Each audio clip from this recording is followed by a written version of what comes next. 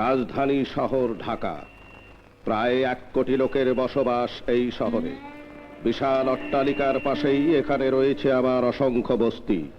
এখানেই রয়েছে অসংখ্য ধনী, অসংখ্য গরিব, অনেক আনন্দ উল্লাস, আবার বুক ফাটা আর্তনাদ। প্রায় প্রতিদিন খবরের কাগজ খুললেই দেখা যায় এখানে খুন হয়েছে সন্ত্রাসী, না হয় কোনো ব্যবসায়ী, অথবা ঝিলের মধ্যে পড়ে রয়েছে কোনো গলাকাটা বেওয়ারিশ লাশ, কিংবা ধর্ষিতা হয়েছে কোনো গৃহবধূ, যুবতী অথবা কিশোরী। ডাবল মার্ডার, ট্রিপল মার্ডার, এগুলো কিছুই এখানে অস্বাভাবিক নয়।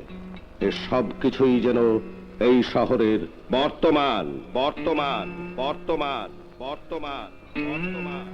কিভাবে সন্ত্রাসী তৈরি হচ্ছে, কারা সন্ত্রাসের জন্মদাতা, কারা শহরের অলিতে গলিতে ছিনতাই করছে, কারা এদের দলনেতা, কারাই বা এদের প্রতিপালন করছে, আমরা কিছুই বলতে পারবো না। তবে এক কথায় বলা যায়, এই রাজধানী শহর এখন একটি আতঙ্কের শহর। এই শহরের একটি নিম্ন মধ্যবিত্ত পরিবারের কয়েকজন